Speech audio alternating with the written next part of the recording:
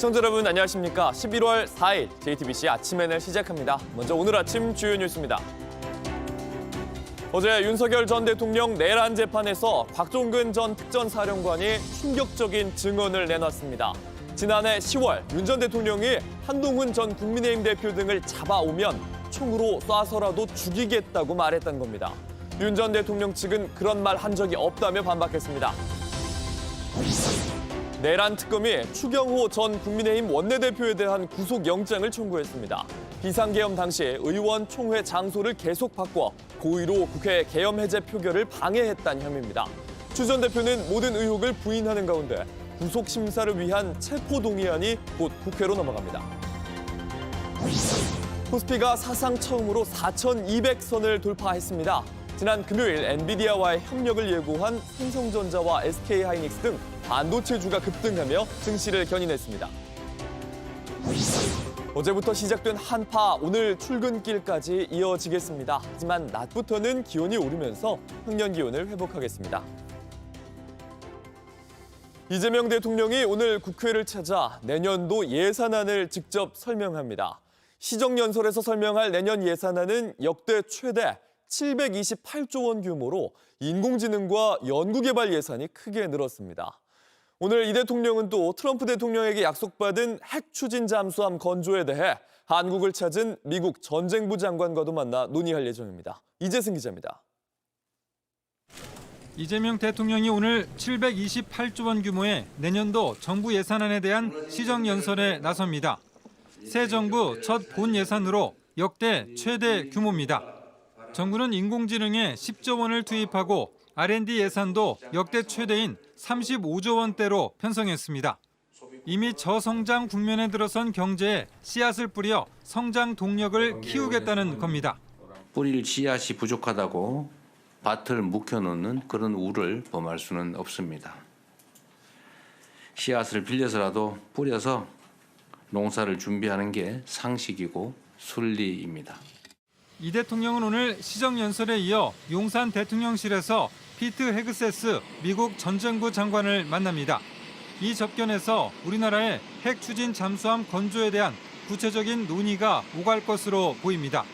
핵 추진 잠수함은 오늘 한국과 미국의 국방수장이 만나는 한미안보협의회 SCM에서도 주요 의제가 될 전망입니다. 그러나 넘어야 할 산은 많습니다. 우선 핵연료를 어떻게 확보할 거냐부터 문제입니다.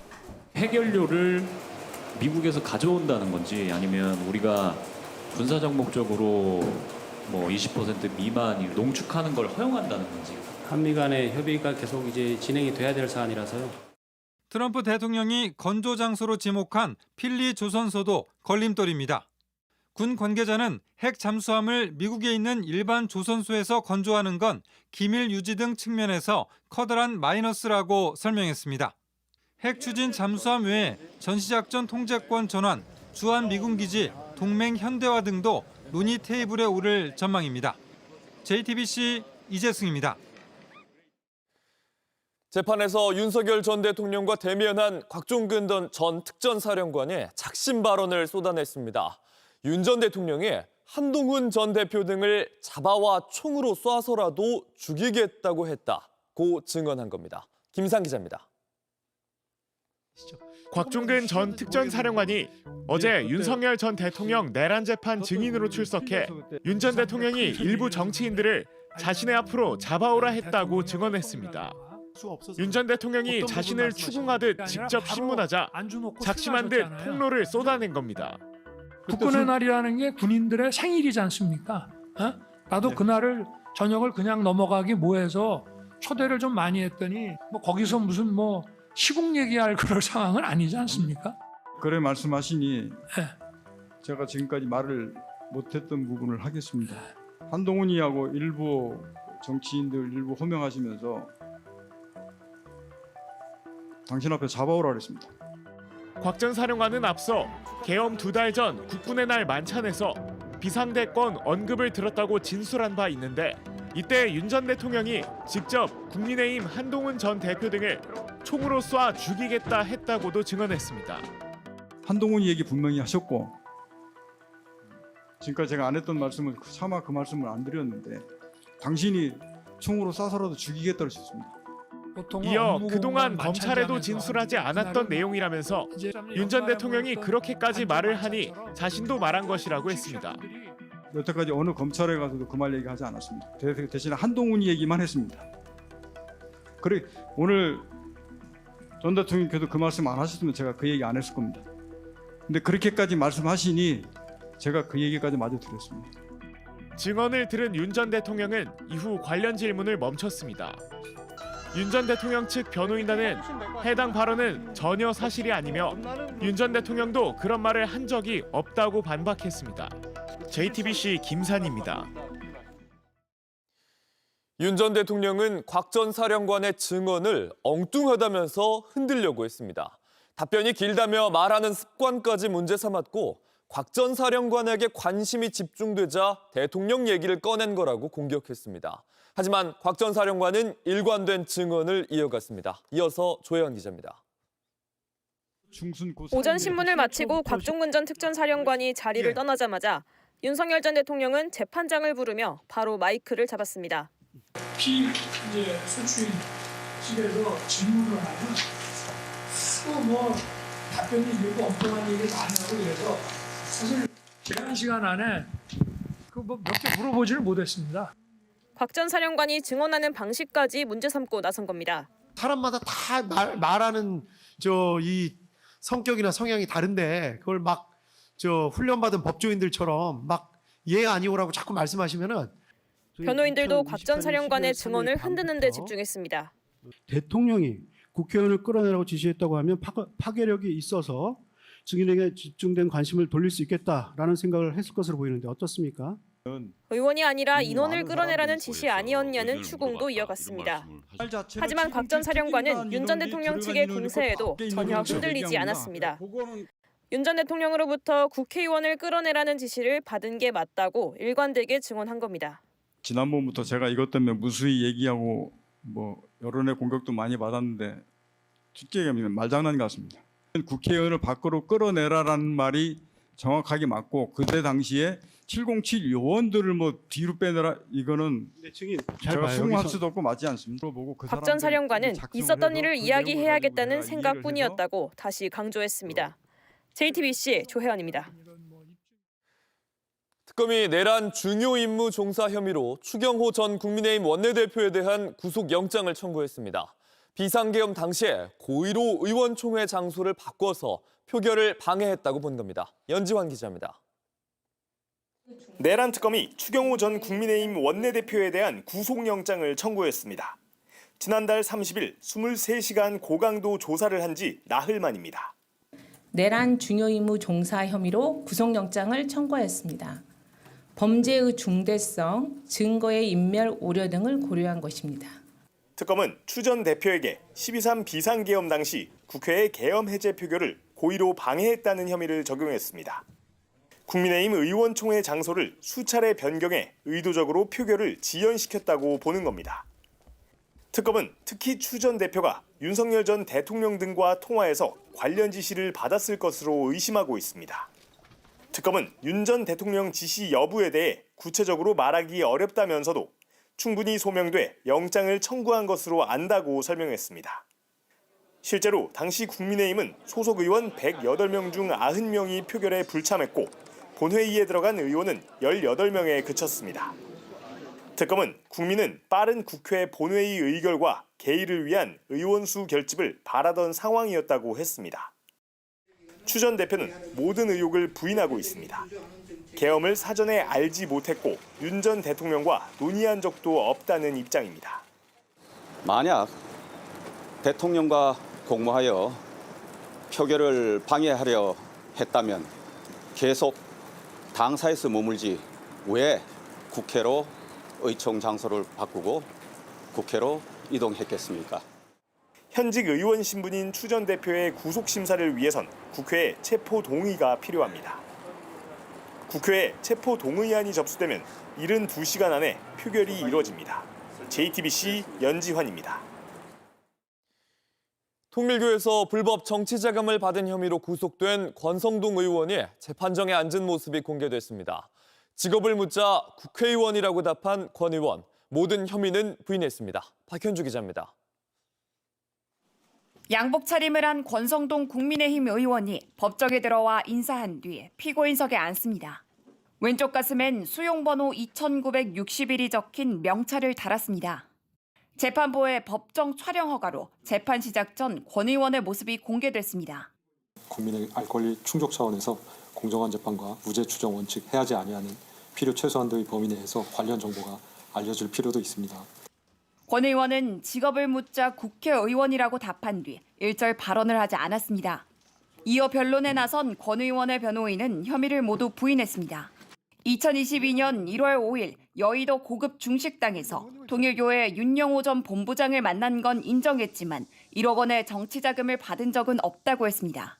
그러면서 1월 5일 당일 윤 전 본부장의 움직임을 알 수 있도록 고속도로 출입 기록을 확인할 수 있게 해달라고 요청했습니다. 여의도 고급 중식당에 들어가는 절차와 출입 동선을 확인하기 위한 현장 검증 신청도 예고했습니다. 핵심 쟁점인 현금 1억 원 수수 전달 과정을 재현해 특검 수사에 빈틈을 드러내겠다는 전략으로 풀이됩니다. 반면 특검은 권 의원과 윤석열 전 대통령이 통일교 지원을 받은 사실은 객관적 증거로 입증할 수 있다고 맞섰습니다. 다음 공판은 오는 21일 열립니다. JTBC 박현주입니다. 온라인에서 화제가 된 뉴스, 화제가 될 뉴스를 골라 전해드립니다. 아침엔 소셜픽입니다. 최근 일본에서 한국이 위험하다는 내용의 가짜 뉴스가 퍼지고 있습니다. 일본에서 활동하는 한국인 유튜버가 소문을 확산시켰습니다. 発見されたことで37件、韓国で下半身100件残ってる死体が37件発見されてる。で 지난달 22일 일본에서 활동하는 96만 구독자 유튜버 대보짱이 올린 영상입니다. 한국에서 현재 하반신뿐인 시체가 37건이 발견됐고 미공개로 조사 중인 건만 150건이 넘는다고 말합니다. 근거는 현직 검사라면서 누군가 한글로 남긴 댓글뿐입니다. 이 영상을 시작으로 인스타그램에선 여행을 가고 싶었는데 가기 무서워졌다는 내용이 1131만 번 조회됐고 X에선 한국 거주 일본인이라며 한국인도 조심하고 있고 혼자서 절대 외출하지 말란 경고글이 2650만 번 읽혔습니다. 이들은 중국인 관광객이 무비자로 입국하기 시작하면서 한국의 치안이 붕괴됐고 실종자만 8만 명이라고 주장했습니다. 실제로 지난달 충북에서 하반신만 남은 시신이 발견됐지만 곧바로 상반신도 함께 찾았고 37건이란 숫자 사실 무근입니다. 8만 건이란 실종자 수 또한 실종 신고 수를 착각한 걸로 보입니다. 지난해 국내 실종자 수 7만 1,854명 가운데 7만 1,703명은 실종이 풀린 걸로 알려졌습니다. 국내뿐만 아니라 일본 경시청 자료를 봐도 행방불명자 연간 8만에서 9만 명에 달하는데 이건 모두 신고 건수를 의미합니다. 이런 가짜 뉴스들 한국의 치안 상태를 빌미로 일본 내에 중국인 등의 외국인 혐오를 부추기는 걸로 보입니다. 페루에서 국회의원의 발톱을 깎아주는 보좌관의 사진이 논란이 되고 있습니다. 보좌관에게 업무와 관련이 없는 사적인 일을 시켰다는 갑질 논란이 불거졌습니다. 의자에 앉아있는 페루의 루신다 바스케스 의원, 뻗은 다리 끝엔 보좌관이 발톱을 깎아주고 있습니다. 또 다른 사진에선 근무 시간에 의원 집에서 요리를 하는 보좌관 모습도 보입니다. 친인척을 보좌관에 채용했다는 논란도 함께 불거졌습니다. 바스케스 의원, 의정 활동을 왜곡하기 위한 거라며 이건 정치적 공격이란 성명을 발표했습니다. 보좌관도 직접 방송에 출연해 암투병 중인 의원을 도우려고 한 일일 뿐이며 강요당한 적 없다고 해명했습니다. 또 가족을 채용했다는 논란도 사실이 아니라고 밝혔는데요. 그럼에도 투병 사실을 공개해서 징계를 피하려는 것 아니냐 이런 비판이 이어집니다. 페루 의회 윤리위원회는 이 갑질 의혹을 정식으로 조사할지 검토에 들어간 상태입니다.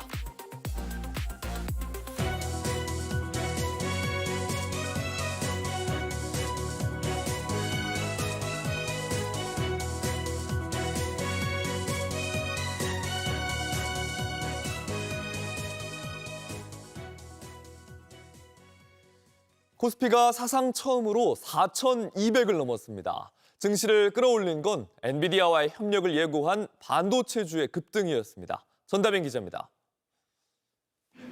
삼성전자와 SK하이닉스 주가가 각각 11만 1,100원, 62만 원을 기록하며 나란히 최고치를 갈아치웠습니다. 하루에만 각각 3%, 10% 넘게 오른 겁니다. 사상 최대 실적에다 HBM 등 AI 칩 수요가 급증할 거란 기대감에 증권사들은 줄줄이 목표 주가를 끌어올리고 있습니다. AI의 핵심이 메모리에 있고 그 메모리를 한국이 잘하다 보니 글로벌 파트너십이 강화되는 13만 원을 삼성전자 목표 주가로, 하이닉스는 70만 원으로. 지난주 엔비디아와 AI 협력을 강화한다는 소식에 강한 매수세가 몰린 겁니다. Korea is incredibly good at making memory and making chips. We have many partners here. 반도체주 주도 속에 코스피는 2.7% 넘게 오른 4,221.87로 거래를 마치며 사상 처음 4,200선을 돌파했습니다. 외국인이 순매도에 나선 반면 개인 투자자와 기관이 대거 사들이며 증시를 견인했습니다. 지난주 한미 관세 협상 타결로 조선과 방산, 원전주까지 줄줄이 강세를 보였습니다. 이런 분위기라면 내년에 5천 돌파가 가능할 거란 전망도 나옵니다. 5천 넘는 건 큰 문제가 없을 것 같고요. 단기 상승에 대한 어떤 부담은 일시적으로 반영될 시기도 다가오고 있다. 기간 조정 정도가 아닐까, 조정이 있더라도. 다만 오른 종목 숫자가 내린 종목의 절반도 안 돼 당분간 쏠림 현상은 이어질 걸로 보입니다. JTBC 전담입니다. 미국 연방정부 셧다운이 한 달 넘게 이어지면서 공항이 마비되고 있습니다. 미국 교통장관은 항공편 운항이 전면 중단될 수도 있다고 경고했습니다. 정치권의 대립이 깊어지면서 시민들의 불편은 더 커지는 중입니다. 로스앤젤레스에서 홍지은 특파원입니다. 공항 입구부터 줄이 길게 늘어섰습니다. 지난 주말 동안에만 10,000 건이 넘는 항공편이 지연되거나 취소되면서 공항 곳곳은 이미 마비 상태에 놓였습니다. 셧다운이 길어지면서 항공 관제 업무가 한계에 다다랐기 때문입니다. But is there more risk in the system when you have a shutdown? Absolutely, there's more risk. But if we thought that it was unsafe, we'll shut the whole airspace down. 현재 근무 중인 항공관제사 13,000여 명은 한 달 넘게 급여 없이 주 6일 이상 초과 근무를 이어가고 있습니다. This morning my bank account was the same that it was yesterday. So no money in there today, no paycheck. 미 주요 항공사와 전미 항공관제사협회는 셧다운 종료를 위한 임시 예산안 통과를 촉구하고 있습니다. 3주 뒤 여행객이 몰리는 추수감사절 연휴가 최대 고비가 될 전망입니다. I have no idea how to explain what it would look like if we get to the holiday rush and we're still dealing with a government shutdown. Every single time that they have to take on an additional level of responsibility amidst all these other issues is something we have to be concerned about and something we have to manage. 하지만 정치권은 여전히 셧다운의 책임을 서로에게 돌리며 대치를 이어가고 있습니다.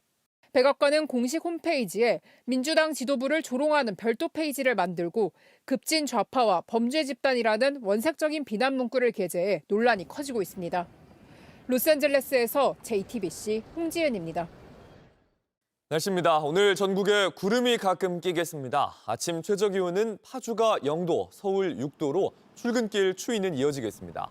다만 낮부터는 14도에서 21도까지 기온이 오르겠습니다. 당분간 낮과 밤의 기온차가 15도 안팎으로 큰데 건강관리 유의해야겠습니다. JTBC 아침엔을 마칩니다. 내일도 7시 반에 아침을 열겠습니다. 시청해주셔서 감사합니다.